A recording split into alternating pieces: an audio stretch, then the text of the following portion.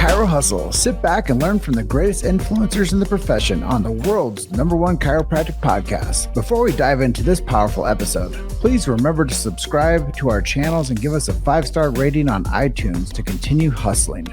This episode is brought to you by Excite Medical and the DRX 9000, Chiro HD, Softwave, Bridge Financial, 100% Chiropractic, Chiro Health USA, Imaging Services, Chiro Moguls, The Chiro Speaking Company, New Patients in a Box, Pure Chiro Notes, Titronics, Sherman College of Chiropractic, Life Chiropractic College West, Pro Hockey Chiros, Pro Baseball Chiros, and the IFCO.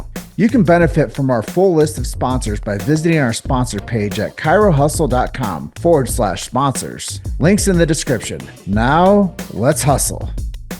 Hey guys, welcome to episode 626 of the Chiro Hustle podcast. I'm your producer, Luke Millette, and here's your host, James Juster. So today we had the opportunity of interviewing Dr. Elle Biegel. If you want to hear a story about how to create a chiropractic family, stay tuned for the full episode. Welcome back. This is another episode of the Chiro Hustle podcast. I have Elle Biegel here with me, a new graduate, first year in practice. I am over the moon excited to get a new perspective on chiropractic with her today. Before we get into this episode, I'm going to let you know a little bit why we're here today. We're going to talk about the awareness and spreading this big idea of chiropractic. And I know that a lot of times people are misinformed with what X-ray does for the profession. So I hope to be able to establish some foundations of why radiology is fundamental to the practice of chiropractic.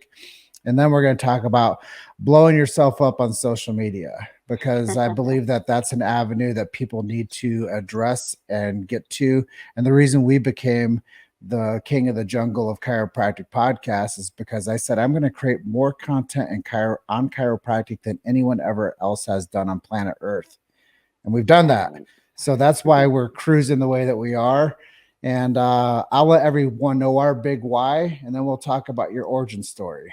The big why: we support freedom of speech. It's so fundamental to this great nation, but to the world.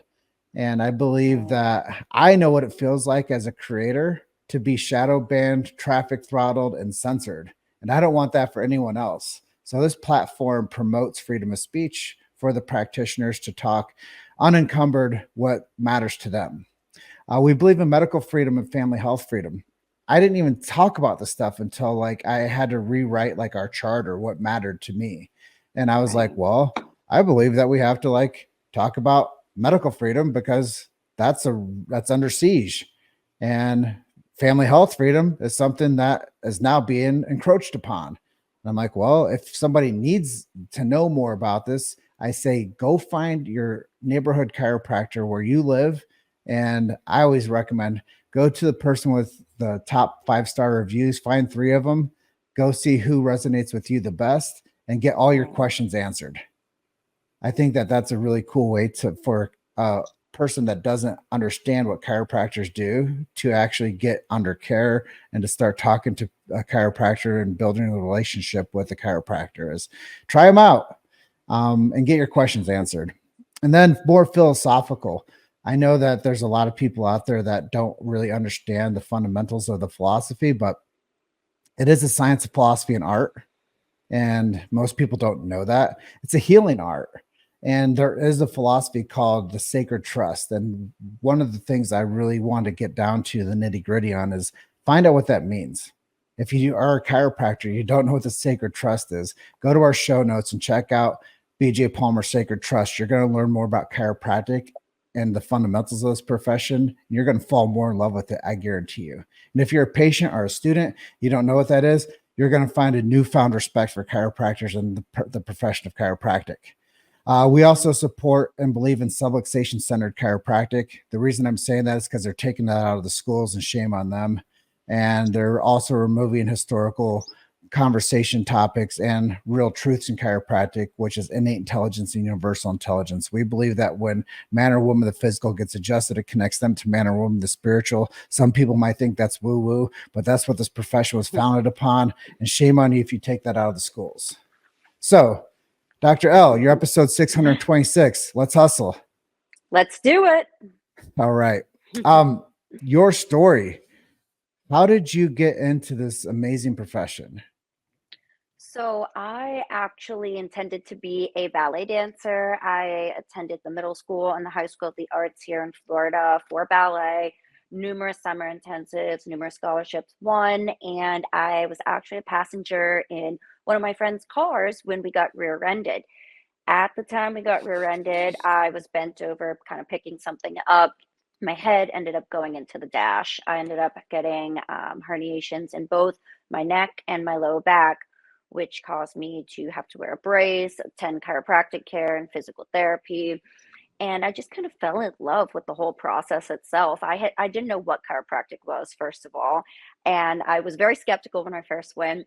But I ended up getting to the point where it was, go do things like injections or consider, surgery if your body doesn't heal and you continue having issues with the discs. And I was having all kinds of radiating pain, headaches, local muscle pain, all, you name it, I had it.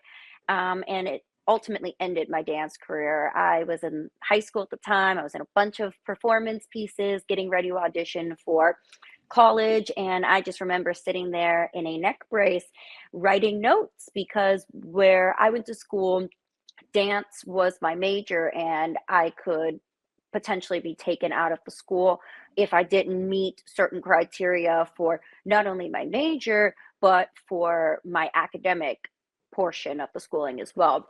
So I remember just going to the Chiro so consistently. And at one point, I had an attorney who was working my case. It was a motor vehicle accident. So you know how that goes. And the attorney goes, "Hey, you could get injections and maybe you'll get more money, or, you could continue going to the Chiro. Like, the choice is ultimately yours." So at that point, I was young. I didn't care about the money. I just wanted to feel better. I had my whole life ahead of me, of course. So I chose to stick with the Chiro, and I stayed between Chiro and PT for a better part of the year, and I ended up having no surgery, no injections, nothing. And it really changed the way I viewed healthcare and gave me a chance to go back many, many years later, 10 to be exact, and take adult ballet classes without pain. So I have this deep passion in me because I know what it's like to be in that position. So maybe the miracle story starts at the beginning of the conversation today. Maybe you're the miracle story. I tend to not look at it that way. I try to be humble, but in some sense, yeah. Yeah, it took me on a whole different path. I actually ended up kind of enjoying the legal aspect of it too, like law meets medicine. So for a long time, since I didn't know what I was going to do after my dance career abruptly ended, I said, well, maybe I'll do law. I can read and write pretty well. So I dove into law, and I was in it for quite some time as a paralegal. And I even took the LSAT, applied to law school.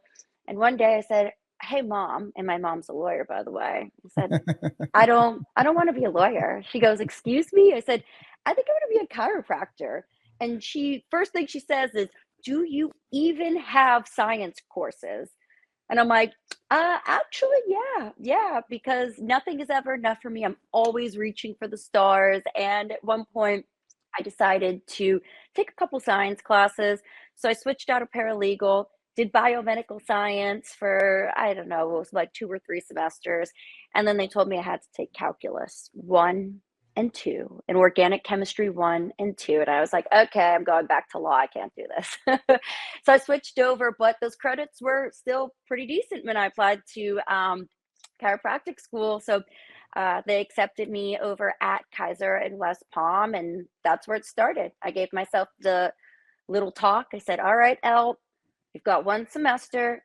If you don't make it happen, you're going right to law school. There's not going to be this middle break time or anything." I think at this point I was already 26, 27. So I'm like, no, I've got to be strict with what I'm doing here. That's really cool. Yeah. I'm always curious. I was having my earlier conversation today with the gal that mentors chiropractors and helps coach them and gets them to the point where they feel like they're not alone. And Right. I was like, so when you meet people, how do you find most people pick the colleges that they choose to go to for chiropractic school? I'm curious, how did you choose Kaiser out of all of the other schools out there? Are we being completely forthright? Because if we are, Be honest. so to be honest with you, I had at some point in my time of schooling had actually gone to Penn State, and while I was at Penn State, I ended up meeting my now husband, and he wanted to initially be a PT, and he was like, "I don't have enough credits. It's going to take a whole year. I'm not waiting." So he said, "Do you know anything about Kairos?" And I'm like, "Oh my gosh, I just came from law. I love them. I work with them all the time. I had a case. They made me feel better. I highly suggest it." So he starts looking around at schools. One of the schools he ended up applying to was Kaiser. He ended up getting accepted, and he's like, "Guess what, babe? We're moving back to Florida. Aren't you excited?" And I'm like, "Oh my God, I just escaped Florida." So anywho, we moved back here and I saw that he was already there. I had gotten the idea kind of along the ways and watching him study. And at this time, it's COVID times when he starts Cairo school. So he's at home on his computer with like his neurology lectures blasting. And I have no clue what they're talking about, but I'm like, it's intriguing. I don't know why I'm intrigued when I have no clue what the discussion even means, but I've got to listen. And so I kind of got the idea that maybe if I went to this school too, he could mentor me and we could, work together and be a little Cairo couple. Uh, it's not that easy. Working with your significant other can be a little challenging, but nonetheless, I ended up going there because I did utilize him as a mentor. And especially during our boards time, it was really helpful to be in the same area that someone who understood what I was going through, mentally, physically, emotionally, everything. Well, I think that's really amazing. I always like people to just be themselves. Right. And I think that that's a great thing about our show is we hold space for people. And, I've had so many times where, we're 600 deep on episodes and Right. people over like the time of us doing the show, there's like, I just thought I was just talking to you. And I'm like, well, a lot of people download the show and learn from you. And I think that honesty is the best approach because I really Right. believe that chiropractic is a really beautiful profession. And if It people is. knew what we know, they would do what we do. So this, like I was saying off camera, this could be the gateway for somebody to watch this episode from you and learn that, wow, I want to be a chiropractor too. I don't want to be a lawyer. Or they'll Right. be like, let's get James onto a big platform with like industry transformers and big names to where he can be the catalyst of the communication for the profession. Right. We never know how far reaching we may say or do something today might have the impact on millions of lives tomorrow. It's a BJ Palmer quote. I love the quote because that's really, if I have this conversation all the time, what if BJ was alive today? Well, he'd have a podcast. Oh, yeah. He was the first radio station that transmitted a signal east to west on the Mississippi River. He started. That's why he started was marketing. He was like, Right. if I can start getting the message to more people, I can start disseminating the information of chiropractic. So he started a radio station, and one of his first news anchors was a past president, Ronald Reagan. A lot of people don't Mhm. know that, but he gave Ronald Reagan one of his first like big boy jobs. But the radio station was called WOC. Those were the call letters. And Right. some people say it stands for World of Chiropractic or Wonders of Chiropractic. But I Mhm. think, thinking about historical reference points, like the guy that was the developer of chiropractic was utilizing podcasts without calling them podcasts like Right. 60 years ago. Right. Isn't that neat? It's super cool, super cool. And that's really one of our main topics. Our anchor conversation points today was awareness. How do we Right. build more awareness? And from you being, a new grad in practice, like how would you say the best way for us to start building awareness for the future of chiropractic? So, as we kind of dove into a little bit earlier off camera, social media is kind of taking over, right? This is the new way that we promote our businesses, that we spread education. And with chiropractic, especially, there's a lot of people I see on social media that are like, oh, they're ripping bones and doing this and doing that. And part of it is because they don't know, right? So, for prospective students, for students in school studying, for new grads like myself, finding available resources via social media platforms is, I think, one of the best ways to get everybody involved, help kind of spread the word and the awareness. One thing that I would have liked to see more of was when I was attending Kaiser, we're very evidence based, right? So I didn't necessarily do a lot of different techniques. Ours was primarily diversified. I believe that they've kind of amended the syllabus now to include more so that everyone can be well rounded, of course. But I got the absolute pleasure to work under Dr. Cologne, who's a Palmer graduate, and they are so open to so many different awesome techniques and philosophies and things like that. So it's really cool because I'm getting that other part that I didn't get, right? So through social media, things that we do, and platforms that she suggested, and different chiropractors, I get to learn how they see things, why they're looking at certain things the way they are, and I think it's awesome. You made it to Chiro Hustle. Sit back and learn from the greatest influencers in the profession on the world's #1 chiropractic podcast. This episode is brought to you by Excite Medical and the DRX 9000, Chiro HD, Softwave, Bridge Financial, 100% Chiropractic, Chiro Health USA, Imaging Services, Chiro Moguls, The Chiro Speaking Company, New Patients in a Box, Pure Chiro Notes, Titronics, Sherman College of Chiropractic, Life Chiropractic College West, Pro Hockey Chiros, Pro Baseball Chiros, and the IFCO. You can benefit from our full list of sponsors by visiting our sponsor page at chirohustle.com/sponsors. Links in the description. Now, let's hustle. Well, I think mentorship is huge. Absolutely. And I believe that learning from somebody else that's been there before us, and Right. that has like your husband, for instance, Oh, yeah. you could dovetail on his pathway to Hmm. finding somebody that could like walk you into the big house of chiropractic.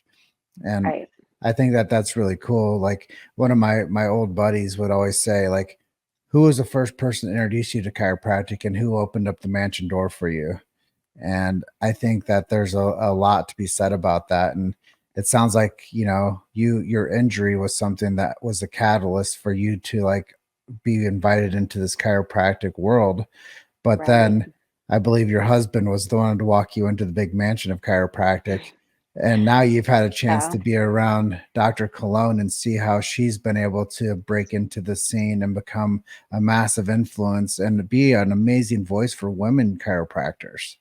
Right, right. Honestly, in every aspect, I want to say so lucky. I get so much positive influence and support around me from people who are just so talented and well educated. And I couldn't be happier with the mentorship that I get on the daily from both my husband and Dr. Cologne. And, with them comes their networks, right? So people my husband knows, people Dr. Cologne know are always very open to, almost kind of mentoring me in a sense, right? Because I'm an extension of her and her business and things like that. And they want me to be successful too. And I love that. I think it's so neat. Yeah, I think it might have been, I don't know what person said this. It might have been like a Jim Rohn, but he said that your network is your net worth. Right, And I think it's really cool to think about like how much impact belief instills in people, right, and how people want to make other people better. Like chiropractors want to make people better faster. Well, mentors want to make people better faster too. And I think it's really cool, and you can combine the two. You have right. chiropractic mentors that can influence you to get you better faster. and Right. not only in business, but your thought process and the way you adjust. Oh, that's a huge one, especially because my husband's obviously a guy, right? And Dr. Cologne is obviously a woman. So, the way females adjust can sometimes be a little bit different than how males do. For me personally, I'm 5'4", I'm 125, I'm not the biggest person. And, sometimes I'll get really athletic patients that are just big. One of the populations that we actually treat because we like to give back to our community are the firefighters. And I love treating them because it's always a fun time. This is not someone who I'm just going to do a light thing and they're going to light up. There has to be technique and there has to be a plan when I do it. And so it's always a fun challenge for me. And I laugh because one thing I like to do a lot are hip pulls and ankle pulls. So the patient lays on their back, and I always say the same thing. I say, hey, you can hang on to the table or come for a ride. And if they've never had me before, they laugh, haha, okay, what are you going to do? And when I pull and they come across that table, they're like, okay, wow, you actually have some power behind you. So it's always really fun to work with Dr. Cologne on, hey, put your body like this, maybe hold up higher there, or, hear from my husband about the technique that he likes to utilize because I kind of get to take what I like from everybody and make it my own little thing. And it's Mhm. true that as you start doing chiropractic in the real world outside that academic, region that you've been in for the past 3.5 years, it's very different than what you learn in school. It really, really is. And you kind of get your own little style, no matter if you're doing Thompson or activator or diversified, it's still diversified with a little bit of Dr. L or, Thompson with Dr. L. It's fun. I love it. Well, that's why they call it art. And that's Right. why they call chiropractic a healing art. And that's why Right. when I'm out in public and I'm talking to people and they say, I don't believe in chiropractic. I've said this like 1,000 times, but I say chiropractic isn't a belief system. It's a healing art. And Right. I kind of joke with people, but I say, uh, the a belief system is the Easter Bunny. The belief system is Santa Claus. And Yeah. it kind of breaks people's like method of idea to let them know that like, look, chiropractic works whether you believe it or not. You don't have to believe in it. Right. It always works. Right. And like the thing is we have to retrain and educate people that chiropractic is something that is safe, affordable, and effective. And it's for everybody. Right. I And absolutely love that you just use that combination of words because that's one thing that Dr. Clone and I are constantly, educating our patients on. We tell them all the time it should be gentle, it should be safe, it should be effective. Those are like the foundations of your adjustment, and that's why we go to school and we take so much anatomy and neurology because we're not just blindly thrusting into you. Like there's a purpose for every position we're doing, every placement. It's all to, reestablish that alignment, get you back to where you need to be. And for me personally, I love doing a lot of like rehabilitative work with patients, especially being in personal injury. I get a lot of patients post surgery for shoulders, necks, things like that. And it's really fun to work with them and say, hey, look, we went a little bit backwards. We got that surgery, but guess what? We're going to get you back to where you were. We're going to do a little chiro, a little PT stuff. It's fun. We got this. yeah, and I think that's the big thing is chiropractic care gives people hope. Right. And where people lose hope in the drugs and surgery models, um, Right. they can still do chiropractic with other interventions. And if you go look at the philosophy, I think it's principle number 6 is limitations of matter. Like when Right. somebody's body's so injured and there's a lot of trauma to it. Um, yeah, I mean a chiropractic adjustment to a blown disc might not work. And Right. there has to be a different model of rehab, but don't Hmm. just do that, do chiropractic with it.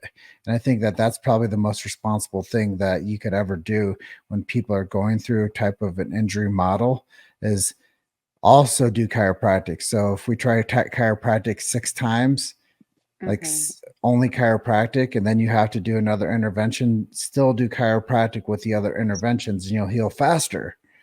A lot of times when people get a massive injury, they go to just one method, like a drug model, and they don't do Right. chiropractic. But if they did chiropractic with the drug, they'd get better faster. Sometimes people just go through the trauma care of an injury and they just do surgery, but they don't do chiropractic. So if they did chiropractic with the surgery, they'd get better faster.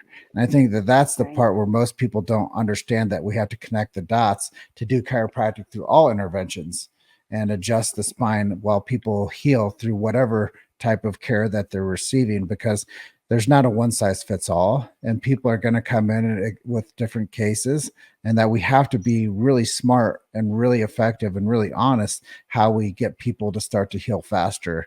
And there's so many different approaches that you can take, but always adjust the spine.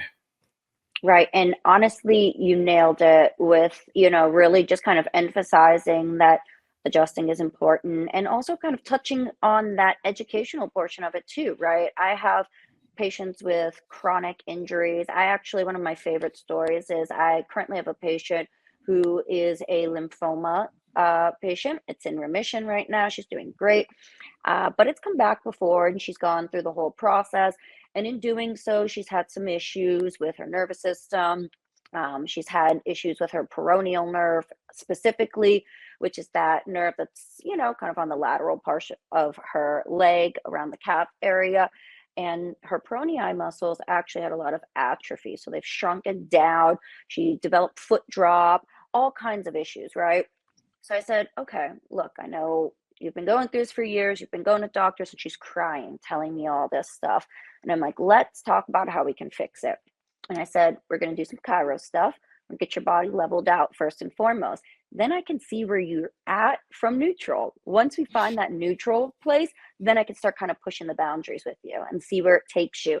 So what we did was we were adjusting ankles, spine, all that good stuff. And we looked at imaging, and, there was a lot of degeneration, things like that, that obviously complicated the case even further. But I said, listen, you've got a lot of areas that can move. Let's move them. So we've been moving those areas that are happy to move, and she's feeling great. Next thing we added in was some shockwave, started stimulating that area and that peroneal muscles that weren't happy.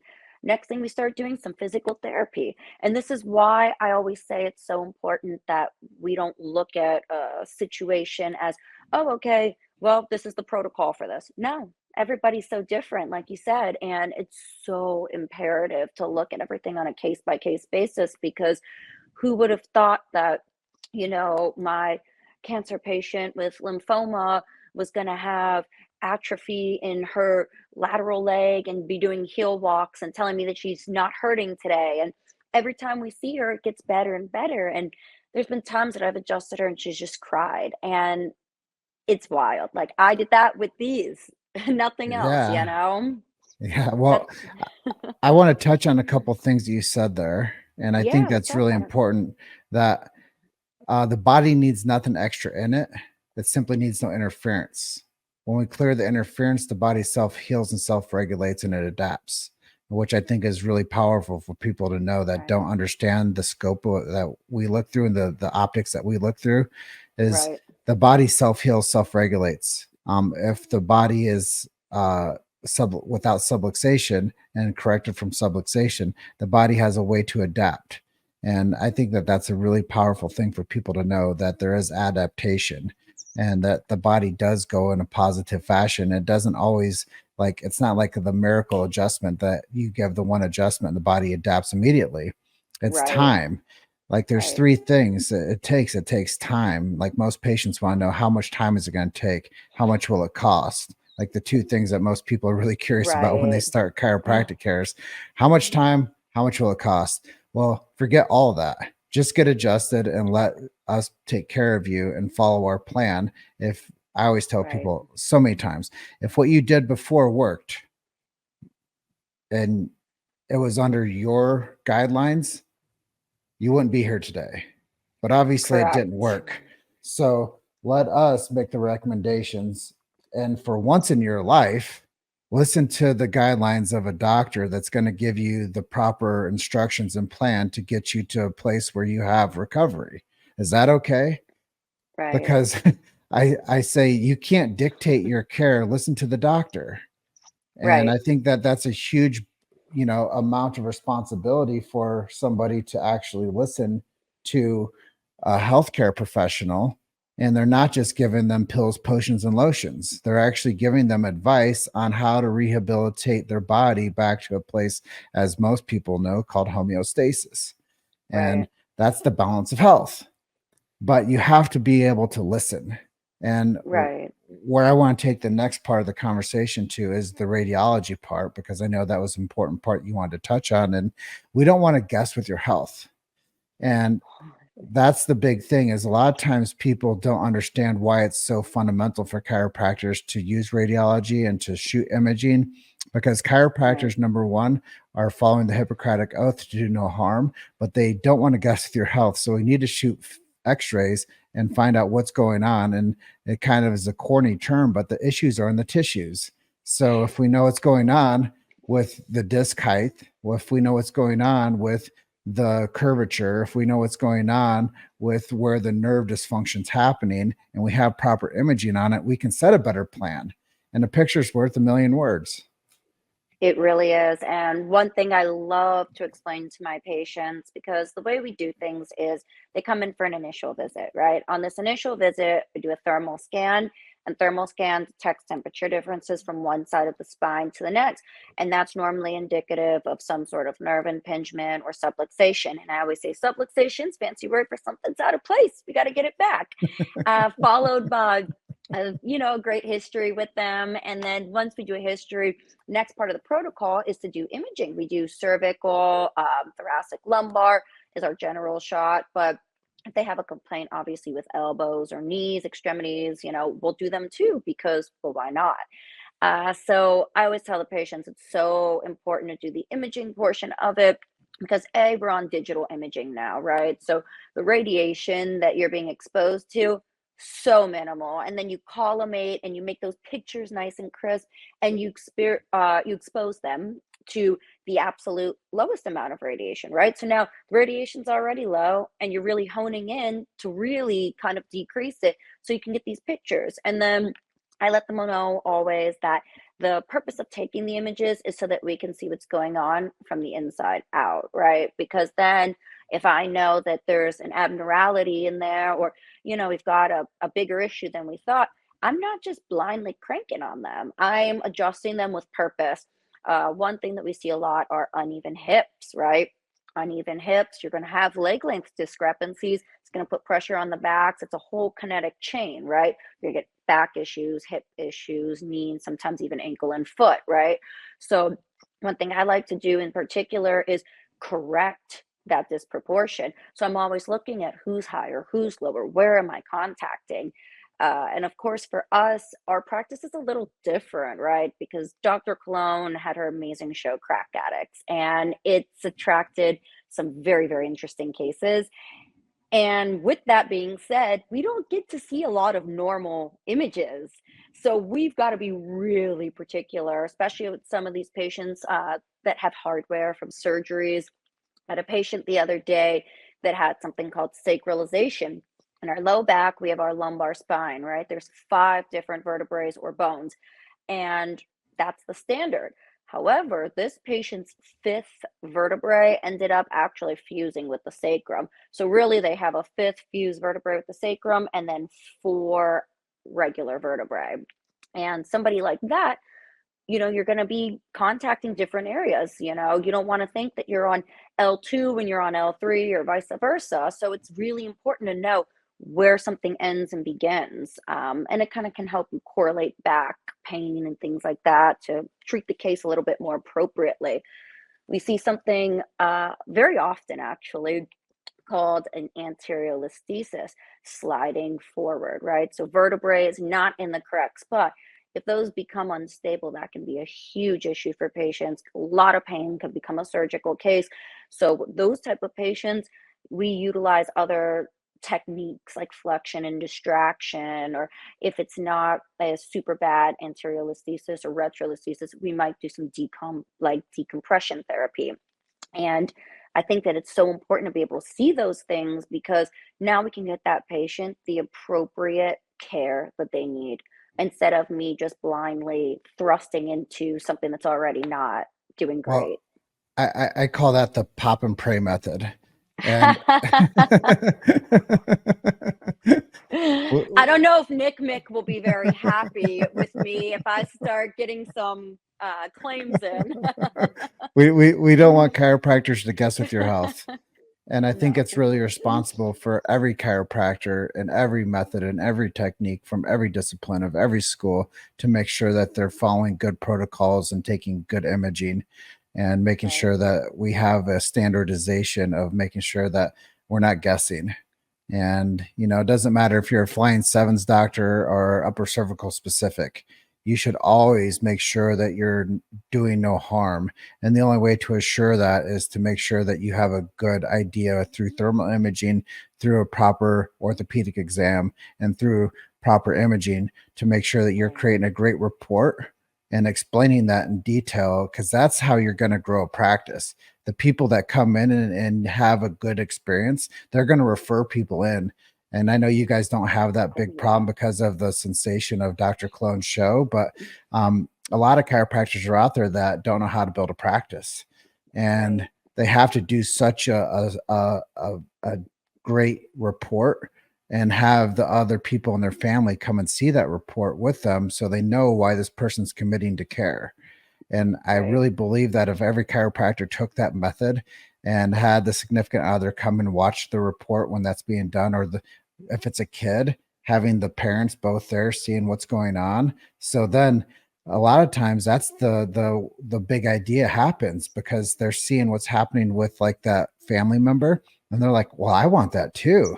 Like, can I come in Yes. for that? And then before they know it, they're sitting around the coffee shop or the water cooler at work, and they're telling their girlfriends or their golf buddies, well, how'd your golf swing get so great?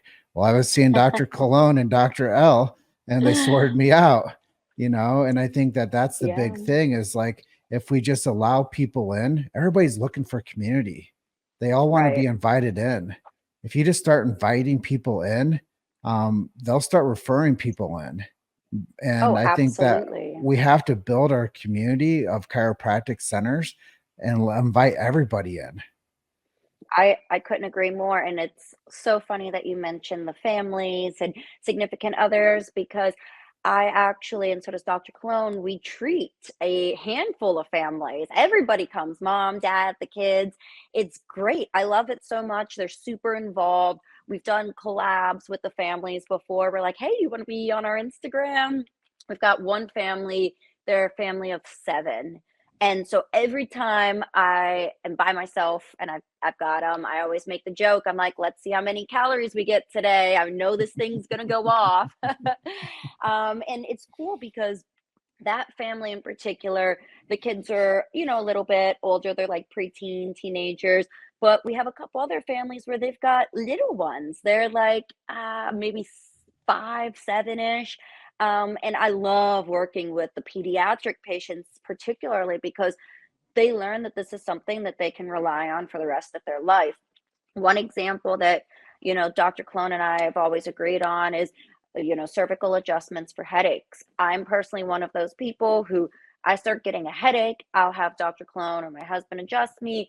And I'm telling you, like less than 5 minutes, headache relieved, no aspirin taken. And Dr. Cologne went through something similarly with her daughter, where she started kind of introducing her to chiropractic as she aged. And now she's to the point where she knows what she needs. If she needs to take, that Motrin or something, fine. But if she wants her chiropractic adjustment, then she gets her neck, And I love that, giving people the option between the two, because chiropractic is fantastic, but at the end of the day, there's so much skepticism behind it that we almost have to sell ourselves twice as hard, right?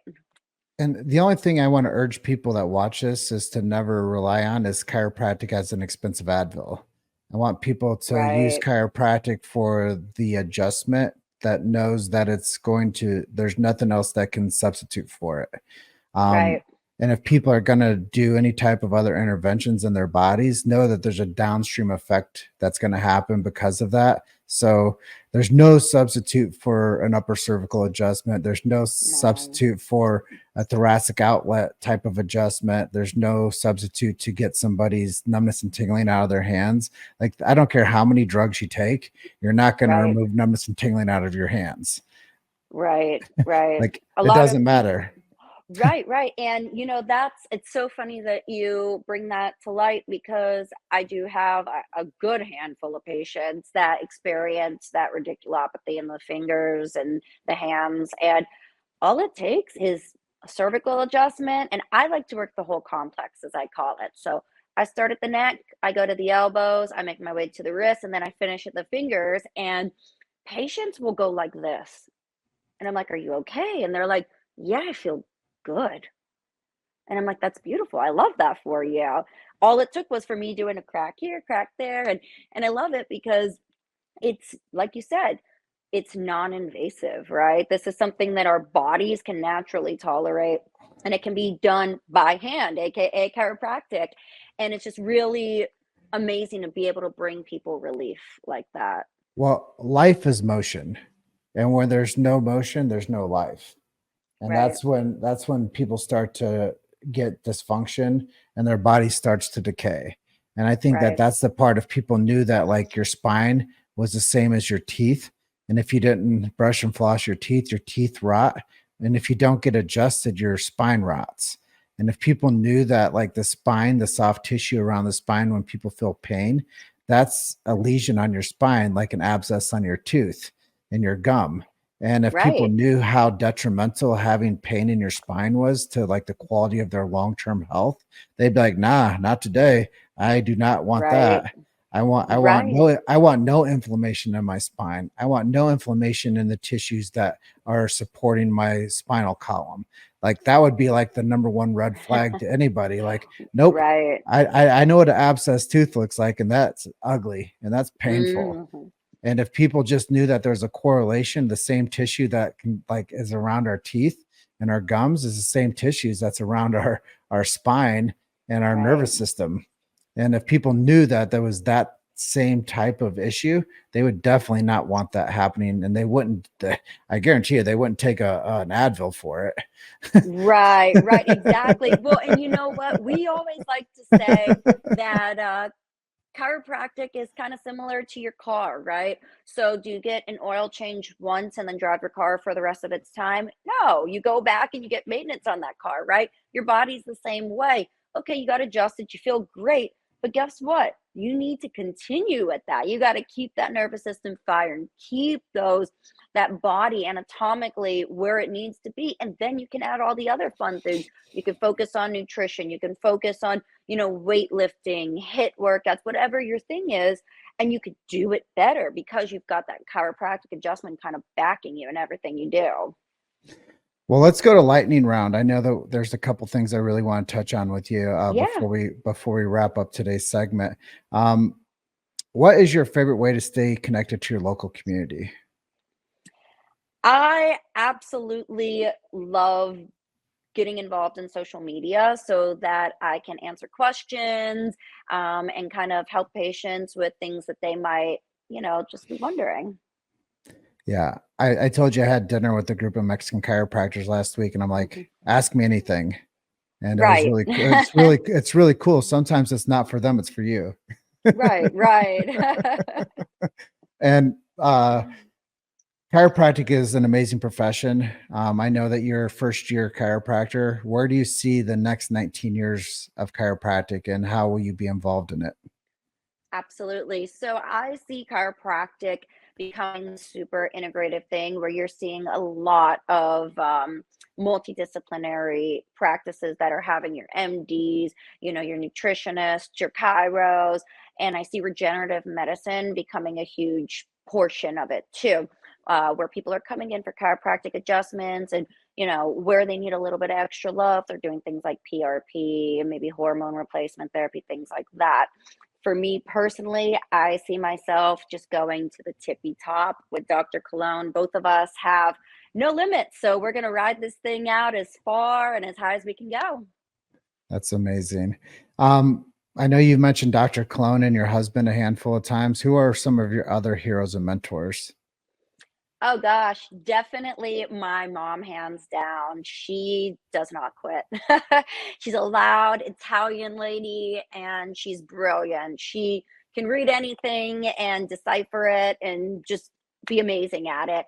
But one thing I've always loved about her is her absolute persistence. She ended up going to law school a little bit later in life, and it was hard. She was kind of the outcast in a sense because the students that were there were primarily like early 20s, and here she is, comes in at 40 some years old, and she's like, whoa, okay, this is weird. I'm like the mom. But despite that, she didn't let it deter her. She showed up, she did her thing, she debated with people, she did really well on all her bar exams, and she killed it. And here she is now, many years later, and she's doing better than ever. So I really look up to her. Awesome. Well, I think that gives us a wrap for today's episode of the Chiro Hustle podcast, Elle Biegel, episode 626. Is there anything I didn't ask you that you wanted to share with our audience today?